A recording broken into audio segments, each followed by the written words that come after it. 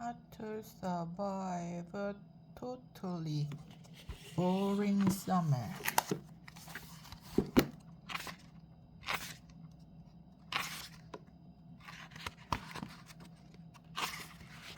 It's 11 chapter. It has chapter 1.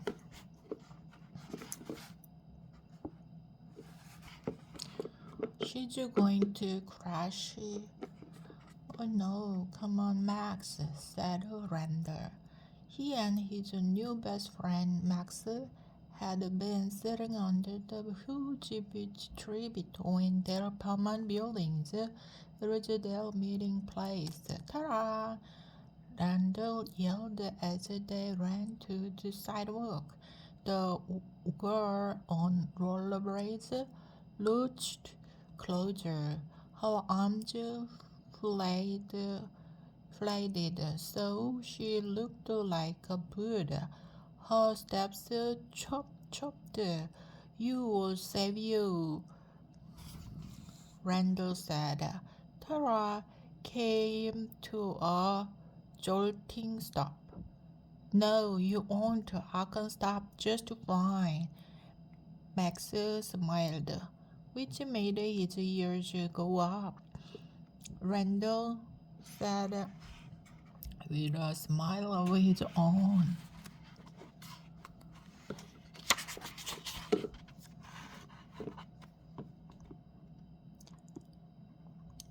Looks like you can stop better than you can go. Tara shrugged. Your sidewalks are rough.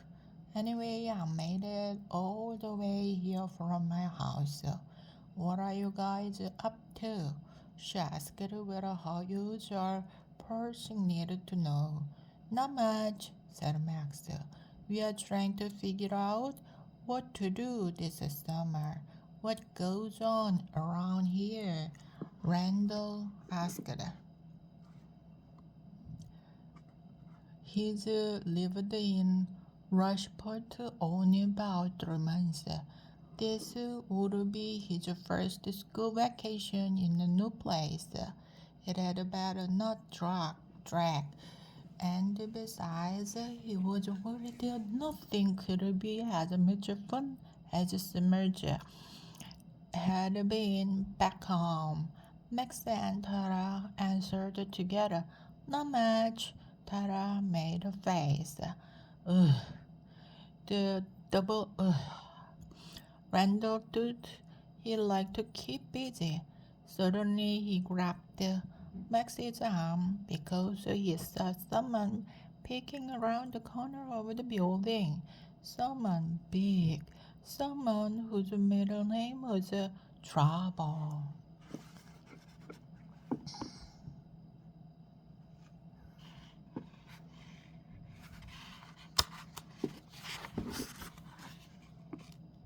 I think Gordon is snooping on us, he said. We should just ignore him, Max said softly. Tara had other ideas. Oh, that pain, she said. Gordo, get over here now. We see you. Maybe Gordo wasn't so brave when he didn't have any of his buddies with him. He didn't come. He disappeared. Ah. If I didn't have these things on my feet, I'd chase him, said Tara. Randall figured she would too. He said forget it. But Tara was right.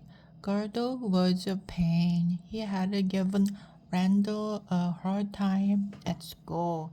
In fact, he gave lots of the third grade class trouble. No, Randall wasn't happy to learn that Gordo might be part of his summer swimming. Max said, huh? I'm taking swim lessons this summer. I've had swim lessons, said Randall, every summer since I was 5, I think. Tara held her nose and pretended to sink underwater. Glug, glug, she said, making the boys laugh. I've had them too, Max went on. But we can take diving this year. Diving? Great, Randall said. I'll ask if I can. He knew they didn't have much extra money now that he had his mother was living apart from that, but swim lessons might be cheap. Now Tara was making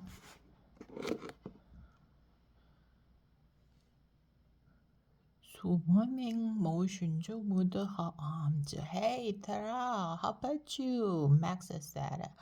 Don't know. Maybe you guys should do the summer reading program too. All right, said Max. I did it that last summer. You get the books at the library, so it's free. Mom would like that, and so would he. Randall decided and nodded still. It was going to take more than swim classes and reading to fill his time. He needed a project. One that didn't include Gardo for sure. Just then a window was opened on the second floor of Randall's apartment buildings.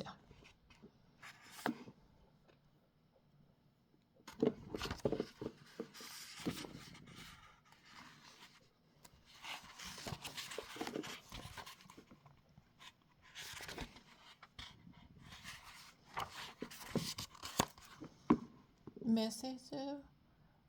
McFudge stuck her head out. Randall, she called, lunch is ready.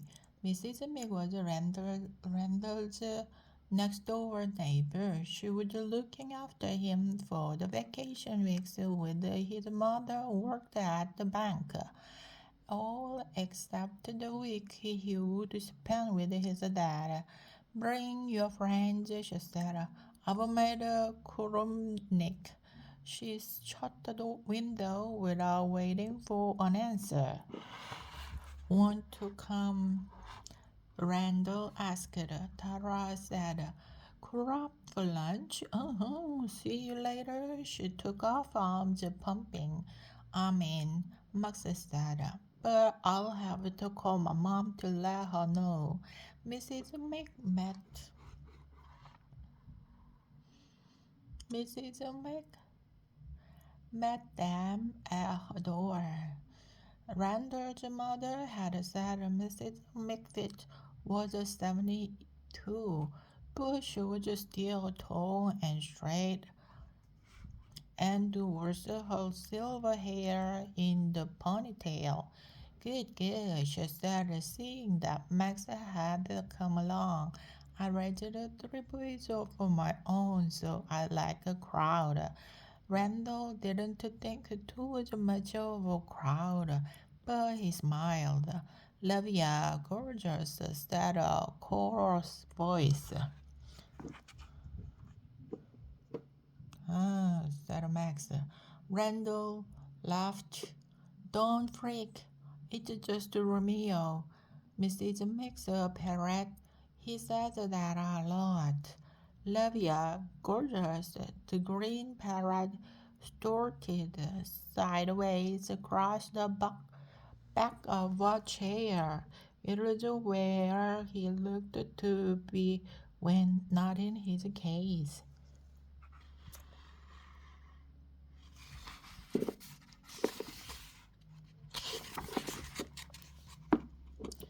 Wow, he's big and really green, Max said. And look at that big yellow beak, Randall said. He's some bird for sure.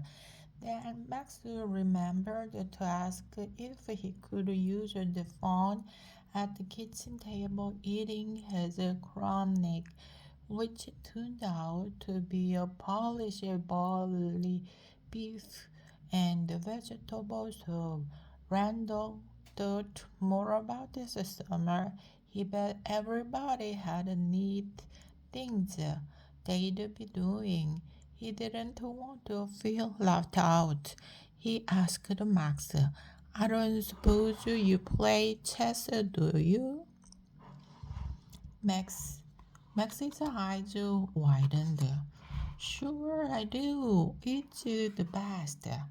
Randall grinned. He couldn't get over how many ways he liked Max. My dad taught me how, he said. He even made me a chessboard. Randall's throat could still close up on him when he liked about his dad, but chess with him had been fun, so he was able to swallow his next mouthful of soup. Mrs. Mac said, Oh my, I remember chess when I was growing up. Wonderful game, but I've never seen kids play it here, Dumpling. Randall winced.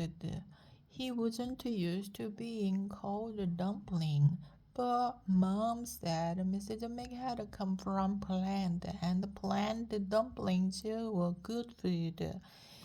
He told her.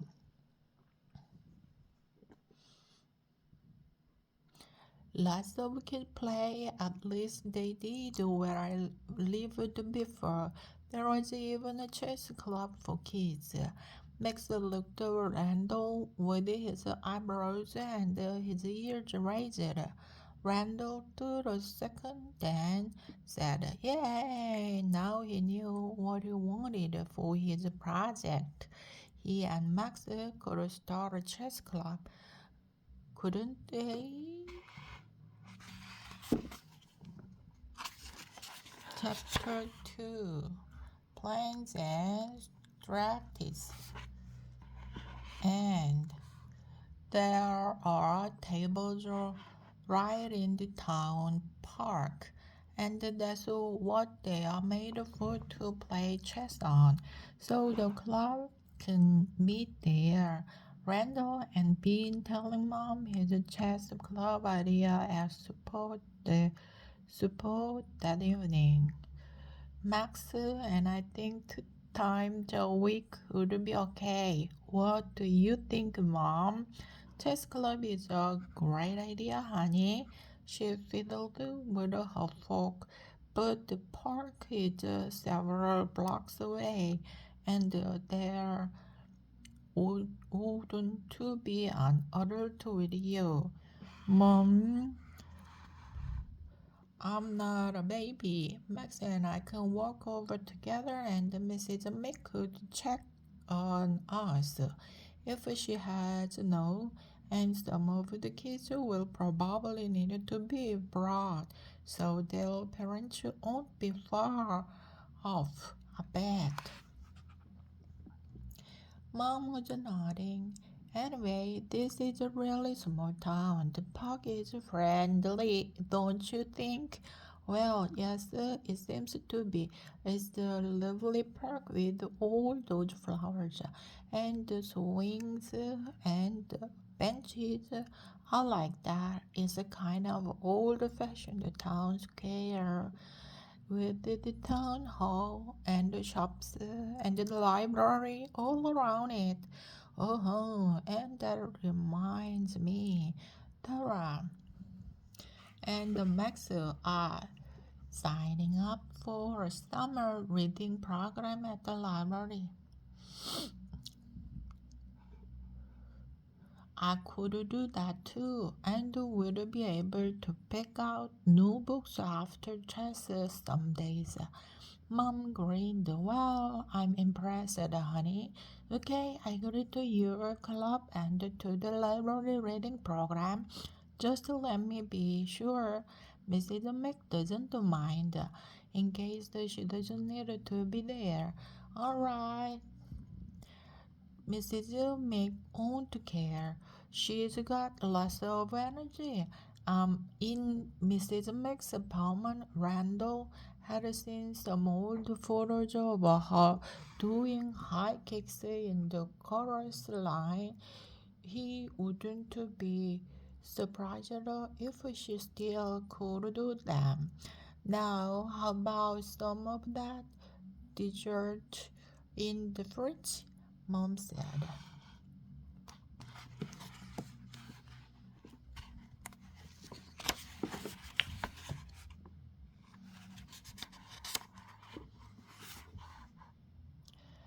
All right, chocolate pudding. Mom smiled. You serve it, okay? You serve, okay? Randall spooned the pudding into two bowls. He sat and slopped the smooth pudding between his teeth.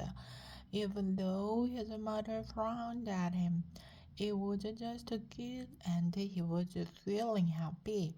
Mom picked up a blue sheet of paper from the small cot beside the table. It was all she had as a desk now in this new apartment. I'd like you to take swim lesson too. It wouldn't be summer without them, would it? Nope, it wouldn't. Max and I want to be in the same class. I was going to ask you about that next after dessert. Over the phone, his mother and Max's made plans for the swim lessons. Mrs. Johnson was happy to take Randall to the high school pool and back to the boys could be together. The first class was in 2 days. Randall wished it would be that simple to make chess club happen. Now that he had a permission, he wasn't sure how to get things going. How many kids? How to get them to come? Should he put up posters? So many questions, but it was a project, wasn't it? And by the first swim class, Randall had a plan for chess club. On the way home from the pool, Mrs. Johnson dropped the boys off at the town park. We needed to check and things out, Randall had told Max earlier.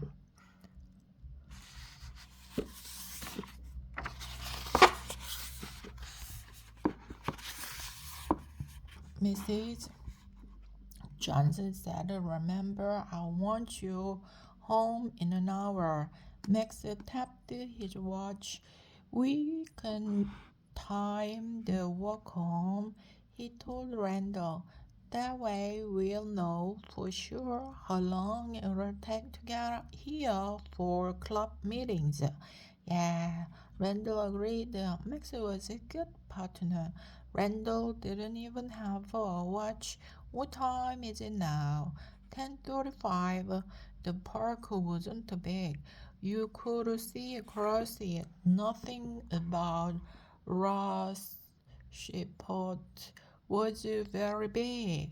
There was only one main street and a few side streets. The main street split in the middle where the town square park was, then went back together on the other side. Randall liked Rosebud. He thought he could get to know it before too long, and maybe it would get to know him, so he wouldn't feel strange. Randall made a beeline, beeline for the small tables near the center of the park. All right, he said, slapping the cement tabletop.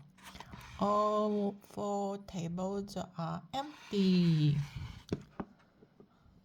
So, morning will be a good time for us to meet. Good looks like it, Lando said.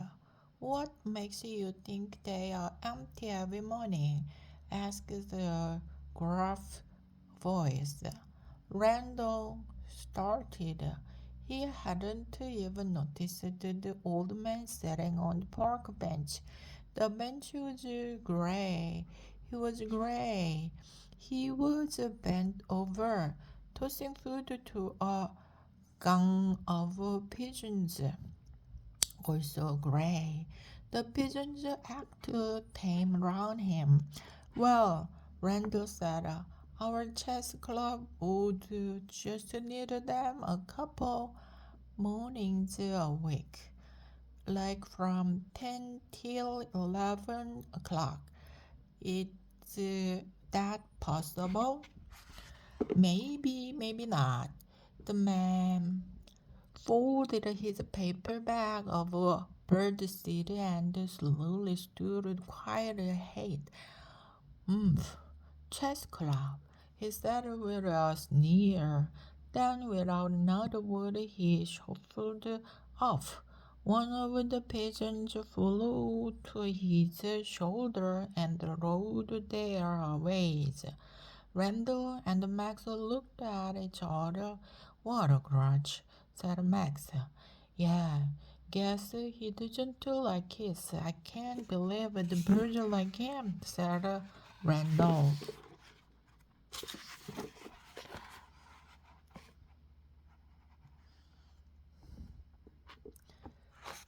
Birdman. He rolled his eyes.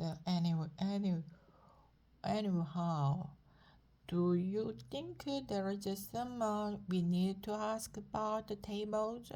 Max shook his head. It's like a bench or swing. You are allowed to use it if no one else has it. That makes sense.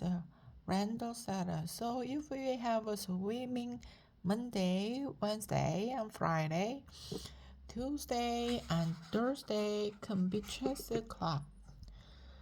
Max furnished for him.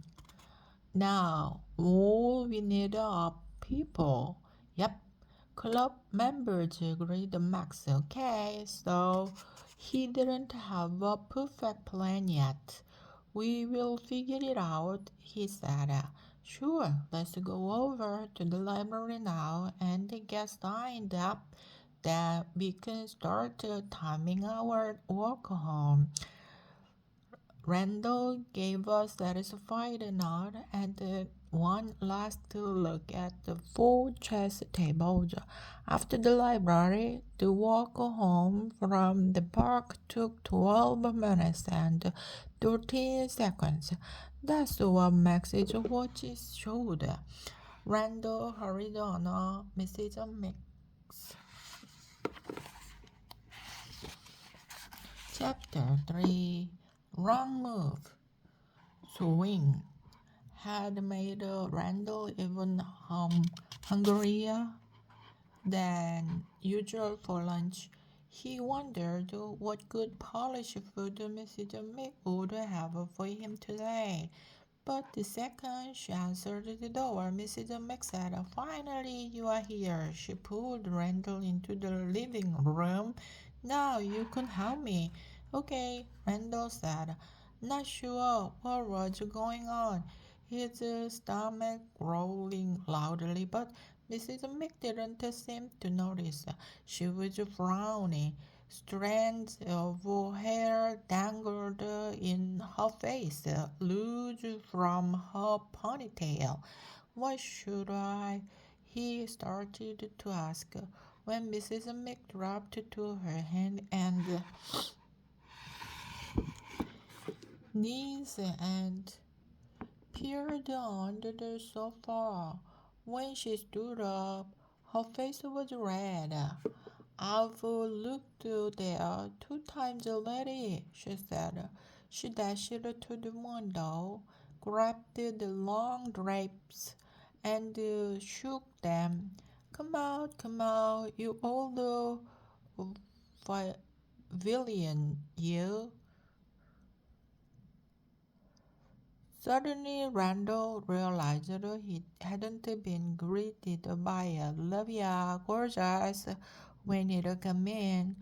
Oh my gosh, where's Romeo? Mrs. Mick glanced at Randleman. Randall, if I knew the answer to that, do you think I'd be crawling around on the floor?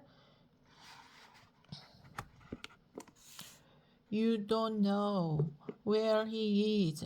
Randall held his breath. No, no, no, no, no, don't know. Mrs. May clapped into her easy chair. Golly, said Randall. I'm sorry you are upset. Maybe he upset. I'm wild. I'm crazy. Where can my Romeo be? I'll help you find him, Mrs. Mick. Romeo was a large bird. Randall wasn't sure he would even fit under the sofa.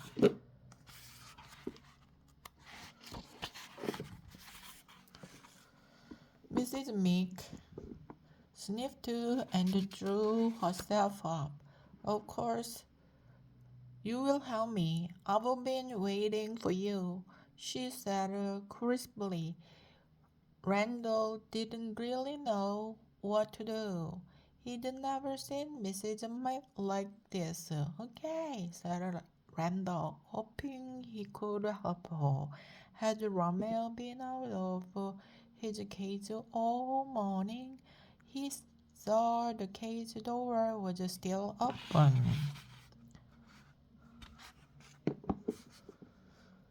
She nodded while he said, trying to think like a detective. It didn't come naturally. Well, he repeated, did you leave the apartment? No, I was here. House cleaning. Have you searched every room? Yes, quickly, but I just missed him a few minutes ago and only started looking then. I can't find him anywhere. Her frown deepened. Randall opened a closet door to see if Romeo might have gotten into there. It was stuffed with old smelling coats, hat boxes, and unity. Untidy piles of gloves and scarves on the high shelf, but no parrot.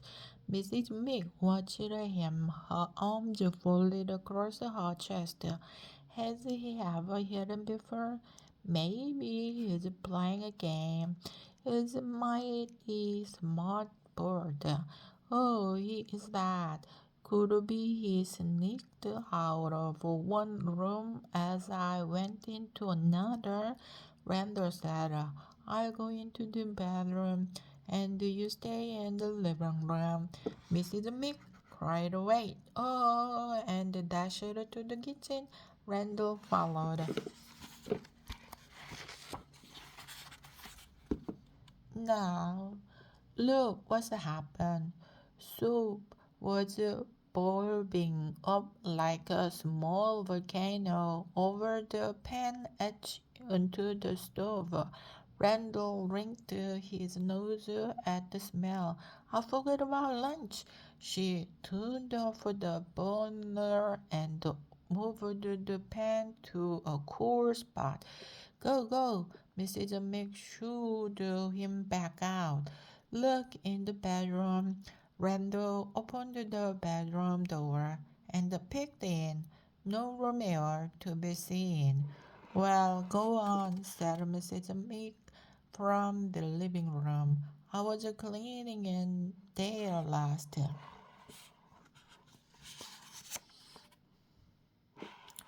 Randall did a quick look over. If Romeo was in the bedroom, he was well hidden. The bird did like high places. Was he on the curtain rod? It should be easy to spot a 2 foot high bright green bird. Uh-huh, said Randall. Mrs. Mick, can you come here? Look, He pointed when she came into the room. That window is wide open. Mrs. Mix's chin dropped. Oh no, no, no, no, no. But Randall was nodded yes. He said, I bet Romeo flew out while you weren't looking. That rascal, she said. I was shaking my dust mop. I can't believe I forgot to close the window. Golly, said Randall. Romeo gone. Poor Mrs. Meg. But Mrs. McForge was perking up. Well, I'll leave it up. He'll come back. He'll fly right back home. I know, my Romeo. So he's flown away before. No, never. She said, her face foamy. I just know. Randall hoped she was right. That woman was sure attached to her beautiful parrot. Maybe it was all those lovely, gorgeous greetings she got, but he wouldn't do for her anyway. Chapter 4 Setting Up. Lovia, gorgeous. His back, Randall had been with Mrs. Mick last evening until his mother came for him after work. At that time, Romeo was still missing. Mom had wanted to help find the parrot somehow, but Mrs. Mick had convinced her to go on home. Now Mrs. Mick was practically dancing. Didn't I tell you he would come home? When? How? Asked Randall as he circled Romeo's hanging case. And why hadn't Mrs. Mick called to let him know Romeo was back safe? He'd had some trouble getting to sleep last night because of Romeo. He didn't like anyone to lose someone they loved, and Mrs. Mick loved this bird. Well, I left the window open and the bedroom door open, and about halfway through my game show, here he was. She held the treat through the cage weird. You didn't bother to say where you'd gone, though. Did you, Romeo love? She added. Is he okay?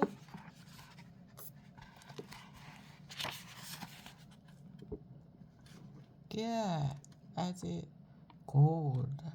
Mrs. Mick said, in fact, he's full of a spunk. Maybe he needed to get out once in a while, but you might really lose him, said Randall. You know, it just doesn't feel that way to me. Now that he'd been out and returned. I don't know. I'll have to give it some thought. It was just scary. Though when he was gone, Mrs. Mrs. Mick smoothed her hair back a little, I suppose. Randall looked at her. What didn't she remember? Being wild, crazy, huh? Sometimes a little spreading of wings is good for the soul. She studied the parrot a moment. Well, as I say, I'll have to think about it. Now, Randall, what do you have in mind for today? Randall drew a folded paper from the pocket of his shirt. Phone calls. I want to call kids and know to see if they'll be in the chess club. This list has the names of everyone in my third grade class. Do you have the phone numbers? Yep. He pointed as Mrs. Mick looked over his shoulder. I'm going to call Walker, Jenna, and Darlene, and Max will call Tara and Colin. Last night, he and Max had decided a chess club would be most fun with the friends from their school class. Now, Now, Randall reached for the phone, but his hand stopped in midair. Maybe he and Max were the only ones who thought chess was the best, or maybe the one would want to be in a club that he had dreamed up. What's the matter, Dumpling?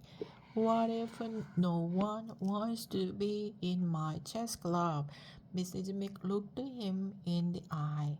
If not, you couldn't handle it, Randall. But my advice is think positive. Oh yes, and the only people who fail are the ones who never try. That's a good one, too, don't you think? Randall had to chuckle. Why, when I was a danger in shows, I had to go tryouts over and over, and that's how I got to be in many wonderful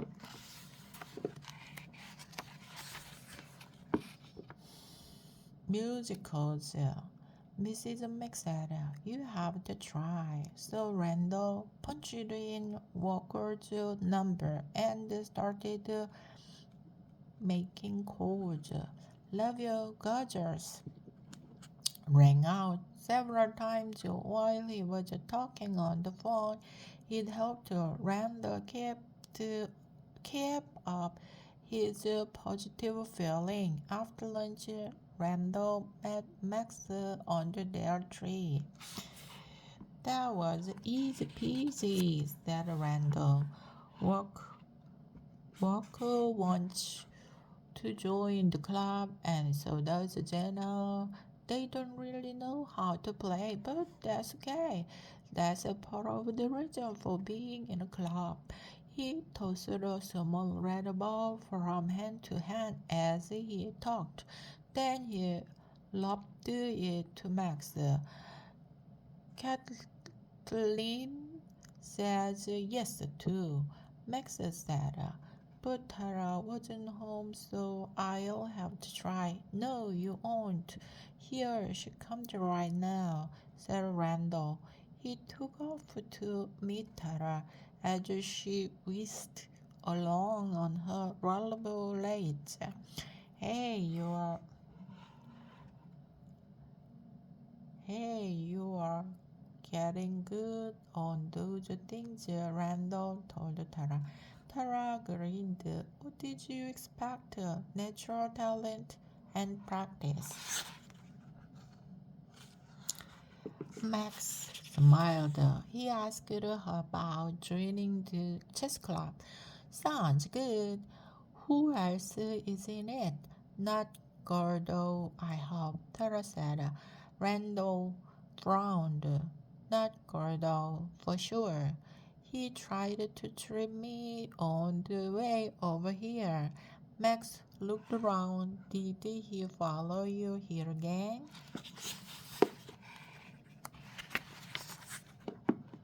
Ah, he lives on my block, but I told him to get lost.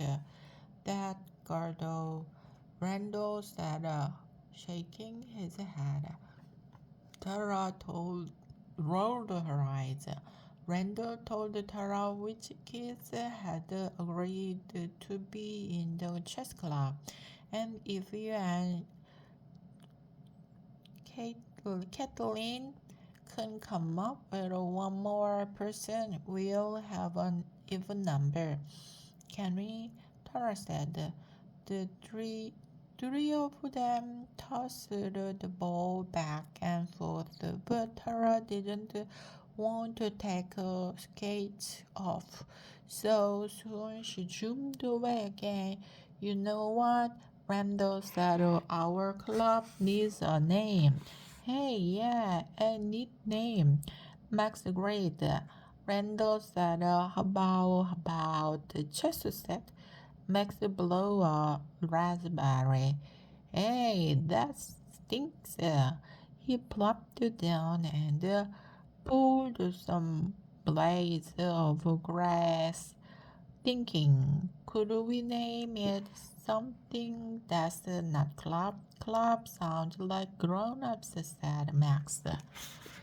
Something more like a sports. Maybe Randall said, oh, team. No, I got it, Squid. Hey, I like it, just a Squid. They looked at each other, frowning. I know. I got it. Checkmate. The checkmate squid, said Randall. Max said, that's it. Now, as long as the parents say it's okay, we'll be all set. Max tossed the ball back to Randall. I hope they say yes. Think positive. Randall threw the ball high. Yeah, checkmate scared.